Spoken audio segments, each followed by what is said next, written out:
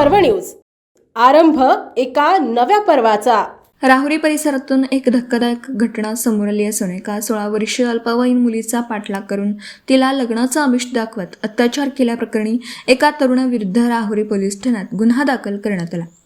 पीडित 16 वर्षीय मुलीला आरोपी महेश सतीश तोडकर राहणार आष्टी जिल्हा बीड हा गेल्या 2 वर्षांपासून त्रास देत होता।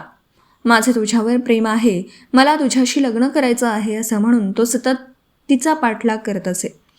पीडितेने वारंवार नकार देऊनही आरोपीने फोन आणि व्हॉट्सॲपच्या माध्यमातून तिला त्रास देणं सुरूच ठेवलं होतं। 25 मार्च रोजी दुपारी 12:30 वाजेच्या सुमारास आरोपी महेश तोडकर हा दुचाकीवरून राहुरी बसस्थानक परिसरात आला। तेथे त्याने पीडितेवर दबाव टाकून तिला दमदाटी केली आणि लग्नाचं आमिष दाखवून विठ्ठला लॉजमध्ये नेलं।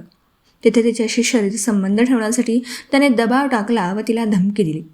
या प्रकरणी पीडित मुलीने दिलेल्या फिर्यादीवरून राहुरी पोलिसात आरोपी महेश तोडकर याच्या विरुद्ध भारतीय न्याय संहिता कलम 87, 78, 1, 351(2), 351(3) आणि बालकांचे लैंगिक अपराधांपासून संरक्षण कायदा पोक्सो 2012च्या कलम 92 गुन्हा दाखल केला।